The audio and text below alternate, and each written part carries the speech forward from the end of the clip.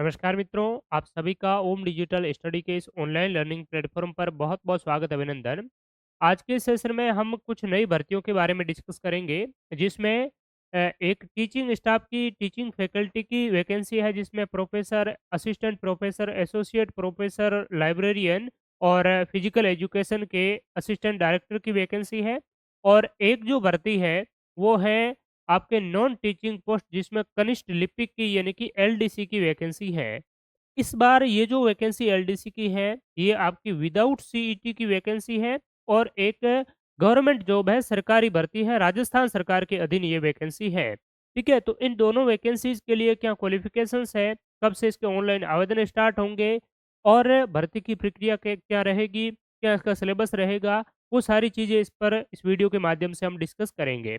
तो इस वैकेंसी के संबंध में वैसे विज्ञापन पहले जारी हो चुका था 2023 मार्च में, लेकिन उसको कैंसल कर दिया गया है और अब नए सिरे से ये दोबारा भर्ती आयोजित हो रही है और इसमें नए सिरे से ऑनलाइन आवेदन आपके स्टार्ट किए जा रहे हैं। जिन्होंने पहले आवेदन किया है, ऐसे अभ्यर्थी इस संबंध में मैंने एक पहले वीडियो भी है वो डाला था आपका, ठीक है? और ये जो वीडियो इस प्रकार से मैंने आपको मार्च 2023 में इस भर्ती के बारे में है वो जानकारी दी थी, लेकिन वो जो भर्ती है वो आपकी कैंसल हो गई है। तो अब जो ये जो दोबारा नए सिरे से जो भर्ती है वो निकाली है, तो पहले वाले अभ्यर्थी जिन्होंने आवेदन किया है, इसमें काफ़ी मोटी फीस भी वसूली गई थी, तो उसकी फीस की रिफंड की क्या प्रक्रिया रहेगी या फिर इसमें ये इंक्लूड हो जाएँगे, तो वो भी मैं वीडियो के अंत में आपको कंप्लीटली है वो डिटेल में जानकारी दूँगा कि जो जिन्होंने पहले आवेदन किया है उसकी क्या स्थिति है और जो नए फ्रेश स्टूडेंट्स हैं वो नए कब से आवेदन करें, एज लिमिटेशन क्या होगी, भर्ती की योग्यता इत्यादि वो हम चीज़ें देखेंगे। तो देखिए, कनिष्ठ लिपिक की जो भर्ती है इसमें टोटल जो पोस्ट है वो 29 है। कनिष्ठ लिपिक के बारे में जानकारी डिस्कस करने के बाद में हम ये जो teaching assistant professor, librarian, associate professor इत्यादि जो पद हैं उन पर हम डिस्कस करेंगे। तो इसका जो पे लेवल है, वेतनमान है वो सेम ही है जो राजस्थान कर्मचारी चयन बोर्ड के द्वारा राजस्थान के मिनिस्ट्रियल जो डिपार्टमेंट है उसमें जो रहता है L5 है। 5200 से 20,200 यानी कि आपका फिक्स जो हो जाएगा, यानी कि 2 साल का प्रोबेशन पीरियड होगा तो आपको फिक्स वेतनमान 20,200 मिलेंगे। उसके अलावा कुछ आपके और भी जो डीए इत्यादि है, ठीक है, एचआरए इत्यादि, वो कुल मिलाकर के आपके 35,000 के समथिंग, 30-32,000 के समथिंग 2 साल के बाद में आपकी जो सैलरी है वो बन जाएगी। ठीक है? तो यहाँ पर अगर बात करें ऑनलाइन आवेदन कब से स्टार्ट हो रहे हैं, तो कल से ऑनलाइन आवेदन स्टार्ट हो गए थे 11 मार्च से और 10 अप्रैल इसके ऑनलाइन आवेदन की है वो लास्ट डेट है। ठीक है? तो यहाँ पर अगर बात करें टोटल पोस्ट इसमें अलग-अलग कैटेगरी वाइज़ है, जो अनरिज़र्व्ड कैटेगरी की है वो 9 पोस्ट हैं, अनुसूचित जाति एससी वर्ग की 3 पोस्ट हैं, एसटी की 3 हैं, ओबीसी की जो है वो 5 है, ईडब्ल्यूएस की 2 है और एमबीसी की 1 पोस्ट है। जिसमें अलग-अलग जैसे कि महिलाओं की जहाँ पर पोस्ट नहीं है, तो वो जो महिलाएँ हैं इस जो आपकी सामान्य कैटेगरी की जो पोस्ट है, इस सामान्य कैटेगरी की पोस्ट के माध्यम से है वो सिलेक्शन प्राप्त कर सकते हैं, ठीक है? जिनका यहाँ पर इनमें नहीं है, तो वो भी आवेदन कर सकते हैं, जैसे एससी, एसटी, एमबीसी, ओबीसी इत्यादि अलग-अलग जो पोस्ट है, जैसे विधवा परित्यक्ता, इनका या रिजर्वेशन नहीं दिया गया है, तो वो जनरल कैटेगरी से पास आउट हो सकते हैं, ठीक है? तो यहाँ पर अगर बात करें, तो किस प्रकार से आपका इसका जो आप पाठ्यक्रम रहेगा, इसकी शैक्षणिक अर्हता इत्यादि क्या है, वो देखते हैं। तो यहाँ पर कनिष्ठ लिपिक हेतु शैक्षणिक योग्यता वही है जो राजस्थान कर्मचारी चयन बोर्ड की है, लेकिन उसमें सीईटी 12th लेवल वाली, उसमें पहले सीईटी का एग्ज़ाम जिन्होंने दिया है वही आवेदन कर पाता है, लेकिन इसमें आपकी सीईटी की कोई बाध्यता नहीं है। आपकी 10+2 पद्धति के तहत 12वीं पास है वो होनी चाहिए, ठीक है? माध्यमिक यानी कि उच्च माध्यमिक आपका परीक्षा उत्तीर्ण की हुई होनी चाहिए। दूसरी बात है, इसके साथ-साथ में आपको कंप्यूटर का एक मिनिमम सर्टिफ़िकेट कोर्स इत्यादि है वो चाहिए होगा, जिसमें आपका ओ लेवल है तो भी चलेगा या इससे उच्च स्तर का है तो भी चलेगा। या आपने कोपा, वेल्डर इत्यादि जो किया हुआ है, कोपा का किया हुआ है वो भी चलेगा। या कंप्यूटर विज्ञान, कंप्यूटर एप्लीकेशन में डिप्लोमा या सर्टिफ़िकेट है आपके पास में किसी भी यूनिवर्सिटी के या राज्य सरकार के द्वारा दिया हुआ, तो भी चलेगा। या जो बेसिक सा वीएमओयू के द्वारा आरएससीआईटी जो करवाया जाता है सर्टिफ़िकेट कोर्स कंप्यूटर का, वो अगर है, तो भी आप इसके लिए एलिजिबल हैं। ठीक है? अब महत्वपूर्ण बात ये है कि ये जो योग्यता है वो कब तक की हुई होनी चाहिए। तो ज़्यादातर कर्मचारी चयन बोर्ड के जो एग्ज़ाम होते हैं उसमें आपके रहते हैं एग्ज़ाम डेट से पहले तक, एग्ज़ाम जब से स्टार्ट होता है उस एग्ज़ाम डेट से पहले तक आपकी क्वालिफ़िकेशन हो जानी चाहिए। लेकिन इसमें ऑनलाइन आवेदन की जो अंतिम तिथि है, इस अंतिम तिथि से पहले तक आपके पास में क्वालिफ़िकेशन कंप्लीट है वो हो जानी चाहिए। यानी कि 10 अप्रैल 2024 तक आपका अगर इनका रिज़ल्ट आ जाएगा, आने वाला है, ठीक है? यानी कि आप पूरी तरीके से 12th कंप्लीट कर चुके हैं 10 अप्रैल 2024 तक, तो ही इसके लिए आप आवेदन करें। अगर आपकी अपीयरिंग है, आरएससीआईटी चल रही है, रिज़ल्ट नहीं आया है और 10 अप्रैल तक आने की कोई संभावना नहीं है, तो इसके लिए आपको आवेदन करके अपनी फीस बर्बाद नहीं करनी चाहिए, ठीक है? तो ये सिंपल सी बात है, यानी कि अभी आपके पास में अगर योग्यता है 12th की और आरएससीआईटी कंप्यूटर सर्टिफ़िकेट इत्यादि कोई है, तो ही आपको आवेदन करना चाहिए। यहाँ पर चयन की प्रक्रिया क्या रहेगी? तो चयन की प्रक्रिया वही है जो कर्मचारी चयन बोर्ड के एलडीसी की रहती है, यानी कि इसमें 2 फ़ेज़ आपके होंगे। फर्स्ट जो फ़ेज़ है, ये रिटन टेस्ट होगा, लिखित एग्ज़ाम होगा और सेकंड फ़ेज़ है वो टाइपिंग टेस्ट होगा। अब लिखित जो एग्ज़ाम है, वो आपका किस प्रकार से होगा? तो इसमें देखिए 2 पेपर होंगे आपके लिखित एग्ज़ाम में, जिसमें कि एक जो पेपर है सामान्य ज्ञान के, उसमें 33 प्रश्न पूछे जाएँगे, सामान्य विज्ञान के 33 और मैथ्स के 34। इस प्रकार से कुल 100 प्रश्नों का 2 घंटे का आपका पेपर होगा। कर्मचारी चयन बोर्ड 1.5 घंटे का करवाता है, कर्मचारी चयन बोर्ड जो 3 घंटे का करवाता है उसमें आपका 150 क्वेश्चन्स रहते हैं। लेकिन यहाँ पर क्वेश्चंस की जो संख्या है वो कितनी है? केवल 100 है, 150 क्वेश्चंस नहीं है और सब्जेक्ट जो सामान्य ज्ञान, सामान्य विज्ञान और गणित है वो सेम ही है और इसका जो सिलेबस है वो डिटेल में इन्होंने नहीं बताया है। लेकिन आप जो तैयारी करें वो कर्मचारी चयन बोर्ड का जो सिलेबस है उसी के अकॉर्डिंग करें और वही आपका है वो रहने वाला है इसमें, ठीक है? सेकंड जो आपका फ़ेज़ है, वो है लैंग्वेज का और इसमें ये मतलब सेकंड फ़ेज़ नहीं है, फर्स्ट फ़ेज़ ही है लेकिन इसमें सेकंड प्रश्न पत्र है, जिस प्रकार से आपका सामान्य एलडीसी का होता है वैसा ही है, ठीक है? ये भी 300 अंकों का होगा, इसमें 100 प्रश्न होंगे, 50 प्रश्न सामान्य अंग्रेजी के और 50 प्रश्न ही सामान्य हिंदी के पूछे जाएँगे, तो ये भी 2 घंटे का होगा। तो इसका जो सिलेबस है डिटेल में यहाँ पर आपको नहीं मिलेगा और हो सकता है इन फ्यूचर ये जारी भी करें, लेकिन फिलहाल आप जो तैयारी करें, वो कर्मचारी चयन बोर्ड का जो सिलेबस है डाला हुआ है, हमारे टेलीग्राम चैनल पर भी मिल जाएगा, मोबाइल एप्लीकेशन पर भी मिल जाएगा, उसके अकॉर्डिंग आप तैयारी करें और जिनकी सीईटी कंप्लीट नहीं है, तो वो फिलहाल सीईटी की तैयारी करें, ठीक है? आगे वाली आप सीईटी के साथ-साथ में इसकी भी तैयारी है वो कर सकते हैं, क्योंकि यही का यही सिलेबस आपके 12th लेवल की सीईटी में ये चीज़ तो है ही। तो आप विशेष फ़ोकस सीईटी में करें, इसका आवेदन कर दीजिए। जब भी एग्ज़ाम की डेट आती है, तो इसमें अगर आप सीईटी की अच्छी आपकी तैयारी होगी, तो इसमें भी आप बहुत ही अच्छा स्कोर है वो कर लेंगे और इसमें भी आप सिलेक्शन पा सकते हैं और टाइपिंग आप साथ-साथ थोड़े घंटे भर डेली की 1-1 घंटा करेंगे, तो भी टाइपिंग आपकी अच्छी तरीके से हो जाएगी। अब यहाँ पर अगर बात करें, तो नेगेटिव मार्किंग भी है पेपर में, ठीक है? गलत जो उत्तर है वो दिया जाएगा तो 1 अंक काटा जाएगा। दूसरी बात है, जो आपका रिटन एग्ज़ाम होगा, उसका 3 गुना अभ्यर्थियों को है, वो लिखित यानी कि टाइपिंग टेस्ट के लिए है वो बुलाया जाएगा और इसमें भी आपके all over 40 percentage qualifying marks है वो ज़रूरी है, 40 परसेंटेज से नीचे वालों को है वो नहीं बुलाया जाएगा, चाहे 3 गुना अभ्यर्थी ना भी आए, ठीक है? तो 3 गुणे के अद्य दिन 40% न्यूनतम उत्तीर्णांक वाले अभ्यर्थियों को वरीयता क्रम के अनुसार है वो टाइपिंग टेस्ट के लिए है वो पात्र किया जाएगा। और यहाँ पर क्या लिखा है, लिखित परीक्षा की निर्धारित वरीयता में अंतिम अभ्यर्थी के समान अंक प्राप्त करते हैं।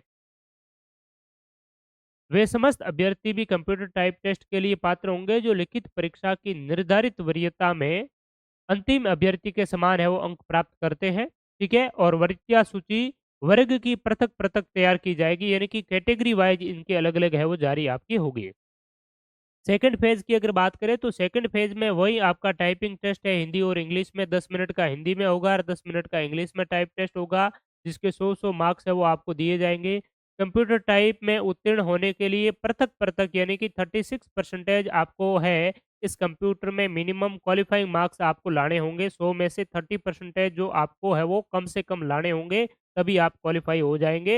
यानी कि कुछ अभ्यर्थी होते हैं जिनकी इंग्लिश में काफ़ी अच्छी होती है लेकिन हिंदी में टाइपिंग होती भी नहीं है। तो दोनों में ही आपको मिनिमम 30% तो लाने ही होंगे, लेकिन यहाँ 30% से काम चलेगा नहीं, आपको अच्छी खासी टाइपिंग है वो आपको होनी ज़रूरी है, क्योंकि कॉम्पिटिशन आपका काफ़ी ज़्यादा रहने वाला है।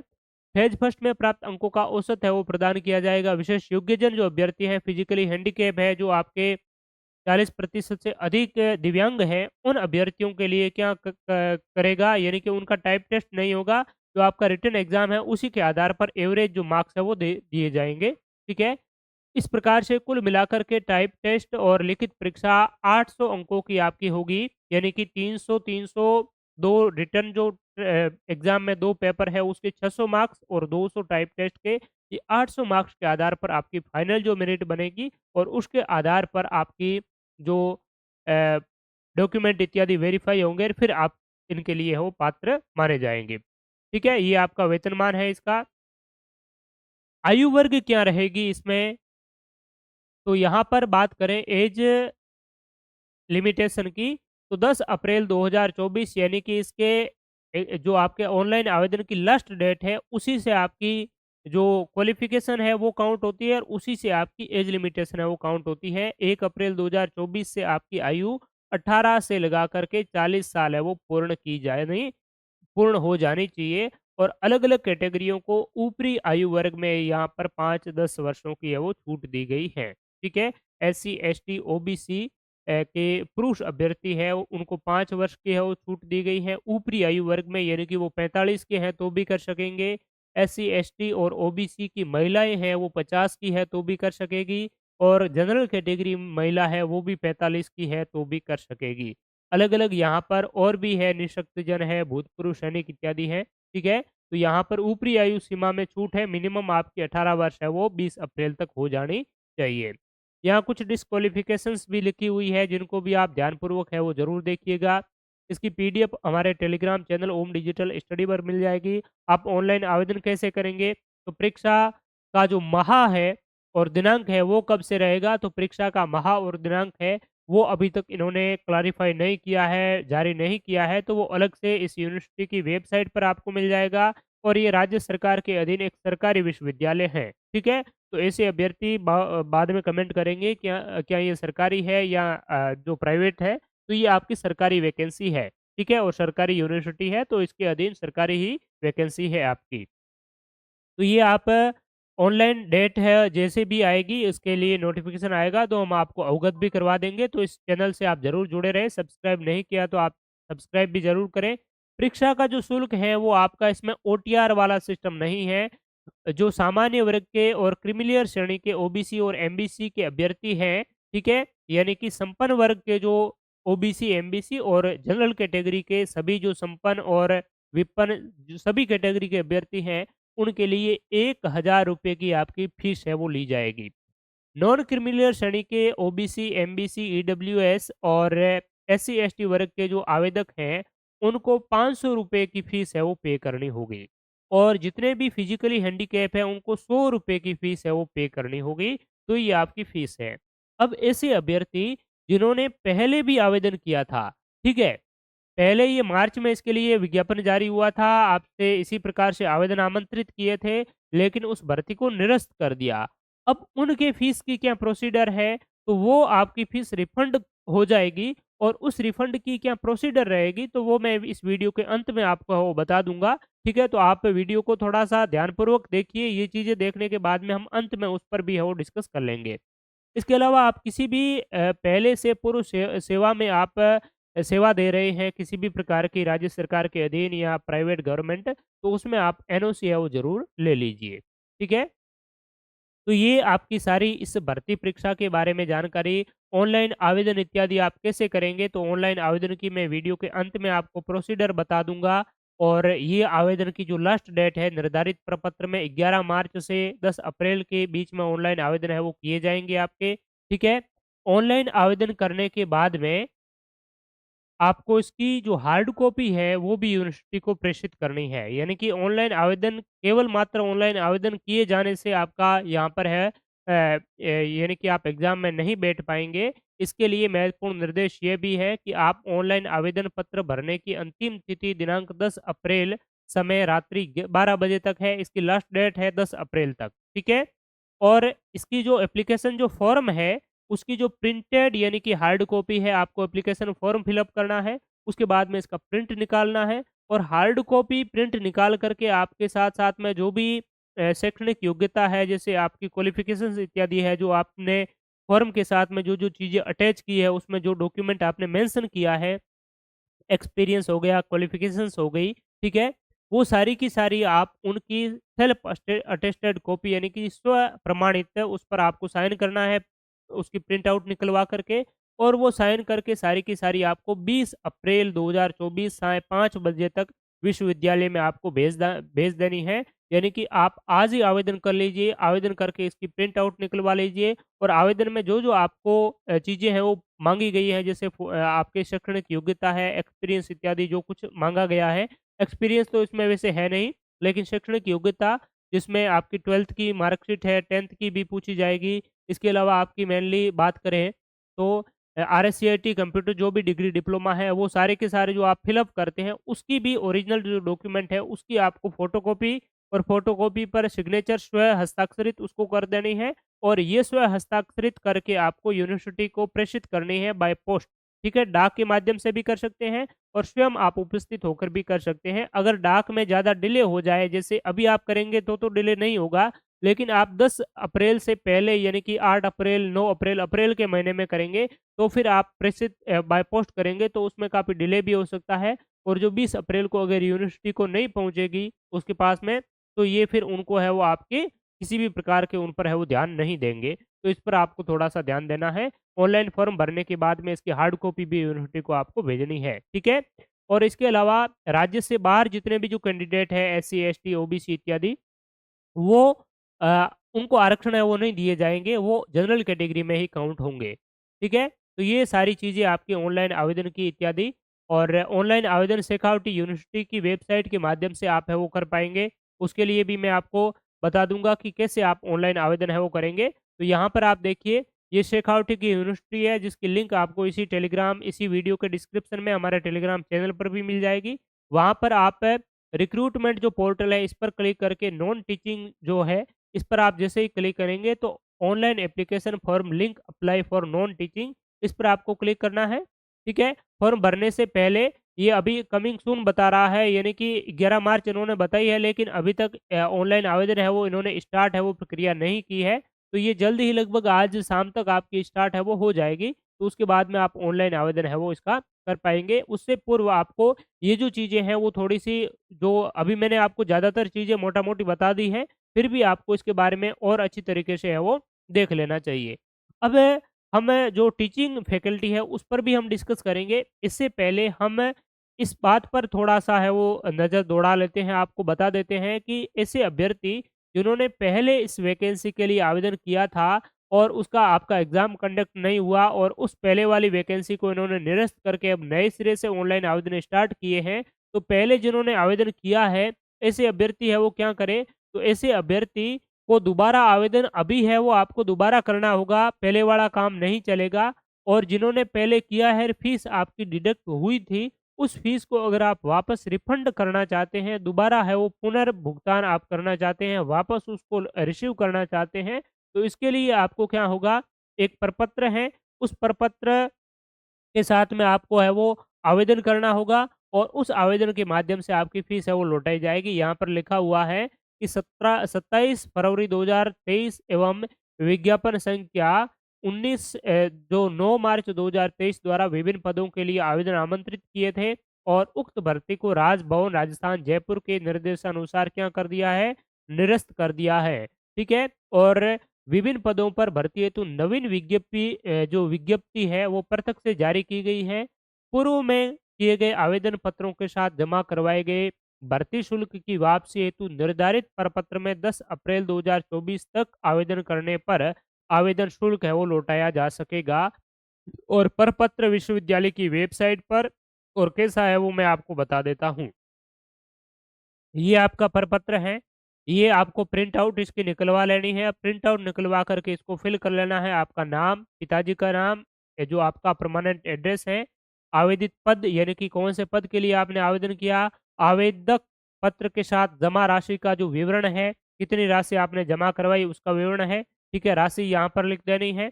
ट्रांज़ैक्शन या और रेफ़रेंस जो नंबर है, आपने जो ट्रांज़ैक्शन किया है, वो रेफ़रेंस नंबर अगर आपके पास में है, तो ही आप इसके लिए कर सकेंगे, वो आपको यहाँ देना ज़रूरी है। आवेदक के बैंक खाते का विवरण है, बैंक का नाम यानी कि जिस बैंक में आप उसको रिफ़ंड है वो वापस करवाना चाहते हैं, ठीक है? तो जहाँ से आपका जिस खाते से डिडक्ट हुआ है वही आप डालें और आपके स्वयं का खाते का जो है वो आप यहाँ पर विवरण है वो दीजिए, ठीक है? तो ये आपकी सारी की सारी और इसको क्या करना है आवेदक प्रपत्र के साथ में अपना आधार कार्ड है, फ़ोटो पहचान पत्र है, बैंक पासबुक के प्रथम पृष्ठ की फ़ोटो प्रति संलग्न करें। यूनिवर्सिटी की ये जो ईमेल है establishment2023@gmail.com पर 10 अप्रैल तक आपको भेज देना है। आपको कहीं फ़िज़िकल यहाँ पर उपस्थित होने की आवश्यकता नहीं है, केवल आपको यहाँ पर मेल कर देनी है, ये डॉक्यूमेंट इत्यादि अटैच करके और आपकी फ़ीस है वो रिफंड हो जाएगी। लेकिन ये 10 अप्रैल से पहले-पहले आपको करना है। तो ये तो हो गई एलडीसी की वैकेंसी, नए आवेदन और पुराने जिन्होंने आवेदन किया है उसकी फीस रिफंड की प्रक्रिया। अब यहाँ पर बहुत सारी जो टीचिंग स्टाफ की जो वैकेंसीज है, वो भी निकली है, जिसमें आपके professor, associate professor, assistant librarian और फिजिकल एजुकेशन में असिस्टेंट डायरेक्टर की। प्रोफ़ेसर की 5 पोस्ट है, एसोसिएट प्रोफ़ेसर की 10 हैं, असिस्टेंट प्रोफ़ेसर की 15 है, बाकी इनमें 1-1 है। इसके लिए आपकी अगर बात करें क्वालिफ़िकेशंस की बात करें, तो इसके ऑनलाइन आवेदन है वो भी 20 अप्रैल यानी कि 10 अप्रैल इसकी लास्ट डेट है और अपने सारे डॉक्यूमेंट है वो ऑनलाइन आवेदन करके 20 अप्रैल तक आपको यूनिवर्सिटी को है वो प्रेषित कर देना है। फिज़िकली आपके डॉक्यूमेंट यूनिवर्सिटी के पास में हो जाएँगे और यहाँ पर क्लियरली लिखा हुआ है कि अगर कोई भी पोस्टल डिले हो जाता है 20 अप्रैल के बाद में 20 अप्रैल तक नहीं पहुँचता है, तो यहाँ पर यूनिवर्सिटी किसी भी प्रकार से रिस्पॉन्सिबल आपकी नहीं होगी। और ये जो वैकेंसी है, इसके लिए पे लेवल श्रृंखला आप यहाँ पर है वो देख सकते हैं। अलग-अलग पोस्ट किस-किस जो सब्जेक्ट के किस डिपार्टमेंट के हैं, तो प्रोफ़ेसर के जो 5 पोस्ट हैं, वो आपके वाणिज्य यानी कि कॉमर्स के 1 पोस्ट है, 1 पोस्ट ज्योग्राफी की है, 1 इंग्लिश की है, 1 मैथ्स की है और 1 है आपके लीगल स्टडीज़ की विधिक के अध्ययन विभाग की। तो ये 5 जो पोस्ट है और पाँचों ही ओपन कैटेगरी में है, अनरिज़र्व्ड कैटेगरी में है, ठीक है? और ये आपकी बैकवर्ड कैटेगरी की यहाँ पर है लीगल स्टडीज़ की है, बाकी वाली अनरिज़र्व्ड कैटेगरी की है। अनारक्षित पदों में 1 पद क्षैतिज आधार पर महिलाओं के लिए है वो आरक्षित है, ठीक है? तो 1 पद इसमें महिला और 1-1 पद ही यहाँ पर है वो देखने को हमें मिल रहा है। जो एसोसिएट प्रोफ़ेसर हैं, एसोसिएट प्रोफ़ेसर में कॉमर्स की 2 हैं ये भी अनरिज़र्व्ड की है। अब ज्योग्राफ़ी की 2 हैं, इंग्लिश की 2 हैं, मैथ्स की 2 हैं और जो आपकी लीगल स्टडीज़ की है ये भी 2 हैं, ठीक है? इसके अलावा असिस्टेंट प्रोफ़ेसर की बात करें 3 कॉमर्स की है और 3 ही आपकी इसमें दी गई है ज्योग्राफ़ी की, 3 इंग्लिश की है, 3 मैथ्स की है और 3 ही लीगल स्टडीज़ की है। एक आपकी असिस्टेंट लाइब्रेरियन की है और एक है इसकी फिज़िकल एजुकेशन में असिस्टेंट डायरेक्टर की जो कि एसटी के लिए है, ठीक है? तो यहाँ पर ये आपकी अलग-अलग पोस्ट पे लेवल इसका बात करें प्रोफ़ेसर का L14 है एसोसिएट प्रोफ़ेसर का L30A है और असिस्टेंट जो प्रोफ़ेसर है वो L10 है। यहाँ पर ऑनलाइन आवेदन आपके वही हैं जो एलडीसी वालों के हैं, तो 500 और ₹1000 इसके अलावा बात करें तो ऑनलाइन आवेदन की यहाँ पर ये जो डेट है वो दे रखी है और क्वालिफ़िकेशंस यहाँ पर है वो दे रखी हैं। असिस्टेंट प्रोफ़ेसर है उनके लिए 50 परसेंटेज मार्क्स के साथ में आपकी क्या होनी चाहिए मास्टर की डिग्री होनी चाहिए रिलेवेंट और कंसर्न्ड सब्जेक्ट के साथ में, ठीक है? और इसके साथ-साथ में आपको नेट है वो फुलफ़िल यानी कि नेट आपका हो जाना चाहिए और संबंधित यानी कि राजस्थान से अगर आपका सेट है तो भी चलेगा। बाकी ये आप अच्छी तरीके से इनको देख लीजिए। इसके अलावा जो पीएचडी इत्यादि है, वो भी आपने किया हुआ है, तो भी आपको वैसे नेट की आवश्यकता नहीं होगी। नेट वालों जिनकी पीएचडी है, उनकी लगभग नेट है ही, ठीक है? तो ये आपके असिस्टेंट प्रोफ़ेसर की है और दूसरी बात है कि इसमें आपके असिस्टेंट जो प्रोफ़ेसर की, एसोसिएट प्रोफ़ेसर की है, इसमें आपका किसी भी प्रकार का कोई रिटन एग्ज़ाम है, वो नहीं होगा, ठीक है? तो फिर क्या रहेगी भर्ती की प्रक्रिया? तो भर्ती की इसमें जो प्रक्रिया की अगर बात करें, तो इसमें आपकी भर्ती की प्रक्रिया 3 गुना जो अभ्यर्थी है, उनको इंटरव्यू के लिए है वो बुलाया जाएगा। यानी कि 100 मार्क्स का आपका इंटरव्यू रहेगा, ठीक है? और जो जितने भी आवेदक होंगे, उन आवेदकों के 10 गुना अभ्यर्थी हैं, उनको है वो बुलाया जाएगा। अगर 10 गुना से अधिक अभ्यर्थी आवेदन कर देते हैं, तो फिर आपका एग्ज़ाम है वो कंडक्ट करवाया जा सकता है अभ्यर्थियों को शॉर्ट लिस्ट करने के उद्देश्य से, ठीक है? अगर जो आपका रिटन टेस्ट है वो कंडक्ट करवाया जाता है, तो फिर आपको अलग से इनके लिए नोटिफ़ाई है वो किया जाएगा। तो ये आपकी सीधी भर्ती है, यानी कि कोई प्रकार का इसमें बहुत कम चांस है कि एग्ज़ाम है वो करवाया जाए। आपके इंटरव्यू के आधार पर आपका है वो चयन हो पाएगा। ठीक है? इसके अलावा इसमें गुड एकेडमिक रिकॉर्ड की भी है वो बात कही गई है, तो ये आप देख लेना। गुड एकेडमिक रिकॉर्ड है, ज़्यादातर जो आपके असिस्टेंट प्रोफ़ेसर की, एसोसिएट प्रोफ़ेसर की इत्यादि जो वैकेंसीज़ हैं, तो उसमें आपके लास्ट सेकेंडरी से हायर सेकेंडरी और ग्रेजुएशन, पोस्ट ग्रेजुएशन तक का 50 से 55% तक का आपका है वो उसमें है वो कम से कम है वो होना चाहिए। तो ये बात है, ये आप अच्छी तरीके से इनको है वो थोड़ा-सा और देख लेना। बाकी एसोसिएट प्रोफ़ेसर की और जो प्रोफ़ेसर की जो एलिजिबिलिटी है, उसमें आपकी पीएचडी है वो साथ में होनी चाहिए। गुड एकेडमिक रिकॉर्ड, पीएचडी और मास्टर डिग्री की इसमें है वो रिलेवेंट सब्जेक्ट में आपकी ज़रूरत है। ठीक है? तो ये आप यूनिवर्सिटी इसके लिए ऑनलाइन जो आवेदन है यूनिवर्सिटी की वेबसाइट के माध्यम से है वो कर पाएँगे। और यहाँ पर अगर बात करें पहले आपने आवेदन किया है, तो मैंने अभी आपको एलडीसी के प्रोस्पेक्टिव से जो बताया कि जिन्होंने पहले आवेदन किया है तो उनकी फ़ीस है वो फीस आपकी रिफंड हो जाएगी। और फीस रिफंड के लिए आपको ये जो प्रपत्र है, ये आपको है वो यूनिवर्सिटी में जमा करवाना होगा। ये जमा आप मेल आईडी, ये जो मेल आईडी दी गई है, उस मेल आईडी के माध्यम से आप है वो प्रेषित कर सकते हैं। ठीक है? तो ये मेनली आपकी इसके लिए वैकेंसी शेखावटी, इसका पूरा नाम पंडित दीनदयाल उपाध्याय शेखावटी विश्वविद्यालय सीकर राजस्थान की है। ठीक है? और ये एक सरकारी विश्वविद्यालय है। ठीक है?